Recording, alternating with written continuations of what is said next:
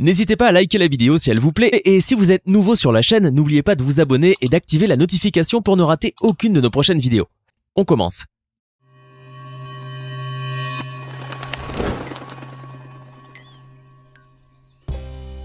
Bonjour et bienvenue à tous. Certains des plus gros navires du monde sont tellement gigantesques que vous ne pouvez même pas réaliser à quel point ils sont énormes. Navires de croisière, pétroliers, porte-avions, ils sont si grands qu'ils sont comparables aux bâtiments les plus hauts du monde comme l'Empire State Building, la tour Sears ou les tours Burj Khalifa et Petronas. Beaucoup de gens pensent que le Titanic était l'un des plus gros navires de l'histoire, mais malgré son nom, il était minuscule par rapport aux plus grands navires d'aujourd'hui. Installez-vous confortablement et jetons ensemble un coup d'œil aux 10 des plus gros et plus extraordinaires bateaux du monde. Maersk Triple E. Les porte-conteneurs Maersk sont un spectacle courant pour tous ceux qui vivent à proximité ou passent près d'un port. Au moment de sa construction, en 2011, la classe Triple E de Maersk était la version d'un porte-conteneur la plus grande du monde. La classe Triple E est synonyme d'économie, d'efficacité énergétique et d'amélioration environnementale.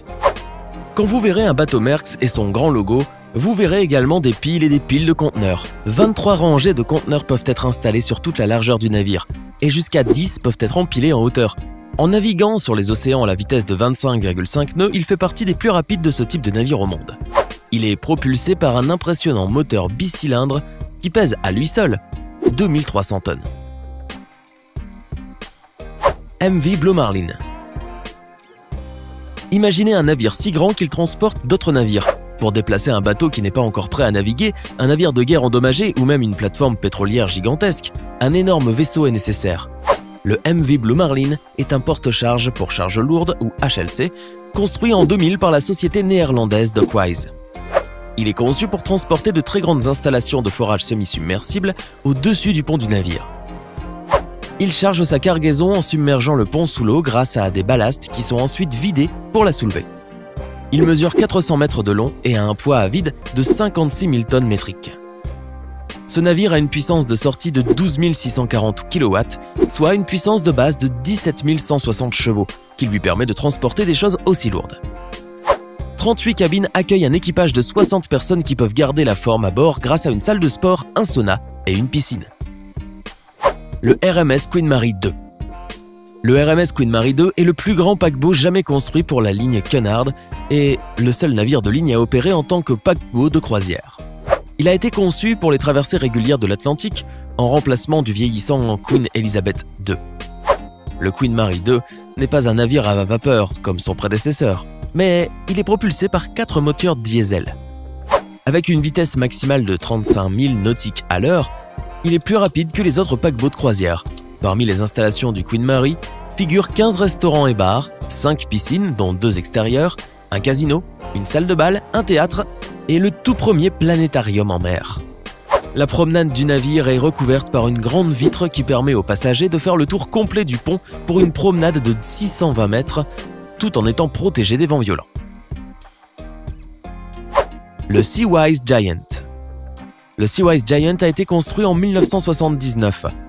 Ce Seawise Giant était le plus long navire jamais construit avant sa mise hors service en 2009.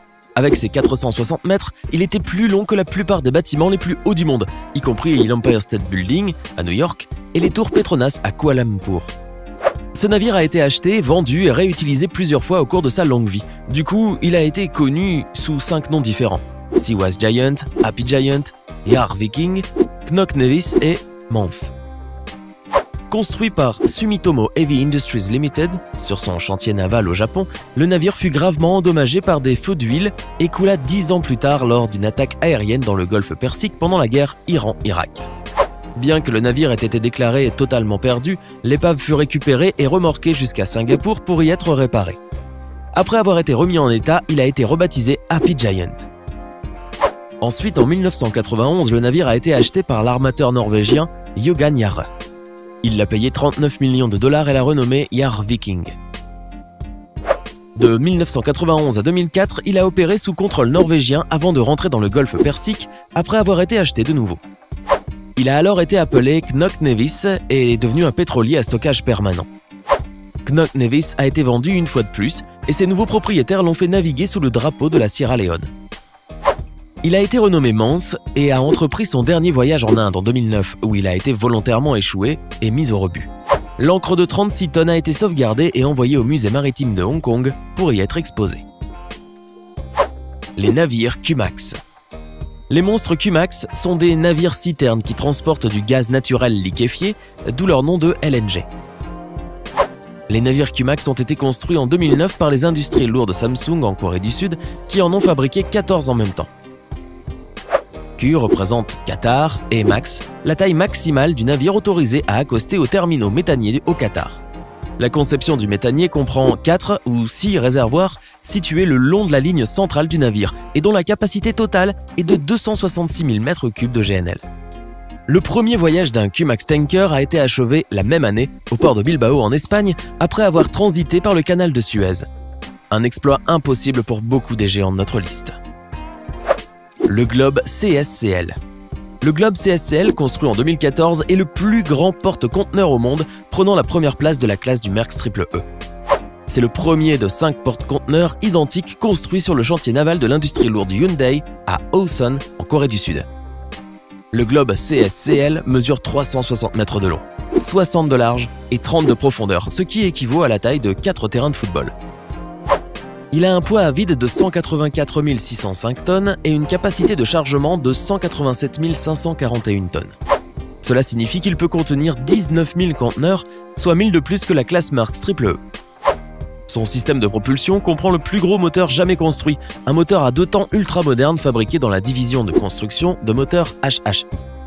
Il peut générer 69 720 kW d'énergie à 84 rotations par minute. L'Oasis des mers.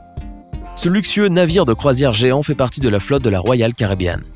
Il s'agit de l'un des plus grands navires de croisière au monde, long de 360 mètres, large de 65 mètres et pesant plus de 225 000 tonnes. Les vacanciers y trouveront 18 ponts et 24 ascenseurs pour se déplacer. Il peut accueillir près de 7000 invités dans 2742 cabines et l'équipage compte 2100 personnes. Le navire a tellement à offrir aux passagers qu'il n'y a aucune raison pour qu'ils débarquent, même à destination. Les vacances, c'est le bateau lui-même, une véritable île flottante. Les attractions comprennent un parc central arboré où se trouvent des murs d'escalade, 6 bains à remous et 4 piscines, dont l'impressionnant bassin Aqua Theater de 5,5 mètres de profondeur, qui est l'un des plus grands bassins en mer. Il y a également une patinoire, un centre sportif, plusieurs spas, des centres de fitness et des cinémas, et si vous vous ennuyez encore, vous pourrez surfer sur l'un des 2 simulateurs de surf Flowriders. Après toutes ces activités, vous pourrez dîner dans l'un des 20 restaurants gérés par 20 chefs et 222 cuisiniers. Et pour finir la journée, vous aurez le choix entre les 11 clubs et bars du bateau. Par ailleurs, 7 magasins sont à votre disposition pour tout ce que vous aurez peut-être oublié d'emmener à bord. Les supertankers de classe TI. Construits en 2002, les supertankers de classe TI sont les plus grands navires pétroliers actuellement en fonctionnement. TI faisant référence à Tankers International. Ces navires sont les plus gros pétroliers de la catégorie appelée YLCC, Ultra Large Crude Carriers, et valent 120 millions de dollars. 4 de ces énormes navires ont été construits par la société de construction navale et d'ingénierie maritime Daewoo, en Corée du Sud. À l'origine, ils ont été nommés Hellespont Alhambra, Hellespont Fairfax, Hellespont Metropolis et Hellespont Tara. Ils mesuraient environ 360 mètres de long, un peu moins que le Seawise Giant. En 2004, Overseas Shipholding Group en a acheté 2, Hellespont Fairfax et Hellespont Tara, et les a renommés respectivement TI Océanie et TI Afrique. Ils se dirigèrent tous les deux vers le Pacifique Sud, où ils naviguaient sous les pavillons des 2 îles Marshall. Ensuite, un armateur belge, Euronav, a acheté les 2 autres, Hellespont Alhambra et Hellespont Metropolis, et les a renommés respectivement TI Asia et TI Europe. Ils se dirigèrent tous les deux vers l'Europe, furent enregistrés en Belgique et naviguent encore aujourd'hui. En 2010, en raison de leur taille si imposante qu'elle les empêchait d'entrer dans les ports pour y être déchargés, et à cause du fait qu'ils ne passent pas dans le canal du Panama ou celui de Suez, TI Asia et TI Africa ont connu le même sort que l'ancien Seawise Giant et furent tous les deux convertis en navires de stockage de pétrole. Ces navires n'ont pas été conçus pour être rapides, leurs voyages sont donc généralement très longs et durent fréquemment en plus de 2 mois. Le brise-glace nucléaire russe. Un brise-glace à propulsion nucléaire est un navire utilisé sur les routes maritimes recouvertes de glace du Nord. La Russie est le seul pays qui construise des brise-glaces à énergie nucléaire, car ils sont plus puissants que leurs homologues à moteur diesel. Et même si la construction, l'installation et l'entretien de la propulsion nucléaire sont coûteux, ils sont bien plus efficaces que les navires à propulsion diesel qui ont une portée limitée et doivent faire le plein. Et on imagine bien la difficulté à faire le plein dans une région arctique. Les navires à propulsion nucléaire éliminent cet inconvénient. En hiver, la glace le long de la route maritime du Nord peut atteindre une épaisseur de 2 mètres et celle de l'océan Arctique, 2,50 mètres. Planète solaire. L'opposé total du brise-glace à énergie nucléaire russe est le MS Turanor, plus simplement connu sous le nom de Planète solaire. C'est le plus grand bateau à énergie solaire au monde. Lancé en mars 2010, il s'agit d'un bateau de style catamaran à l'aspect futuriste, avec 2 trous. Ce navire de 100 tonnes a besoin d'un réseau solaire massif pour capter suffisamment d'énergie pour naviguer à travers l'océan. Environ 1700 mètres carrés de cellules photovoltaïques chargent près de 9 tonnes de batteries lithium-ion qui sont stockées à l'intérieur des 2 trous. 2 ans après son lancement, il est devenu le premier véhicule à énergie solaire à faire le tour de la Terre. L'objectif de cette opération était de sensibiliser le public à l'importance des énergies renouvelables pour la protection de l'environnement pour le futur. Nous espérons que cette vidéo vous a plu et nous aimerions savoir quel est votre préféré parmi ces navires géants. Faites-le nous savoir dans les commentaires. Si vous avez aimé la vidéo, n'oubliez pas de mettre un pouce bleu, vous abonner et de la partager avec vos amis.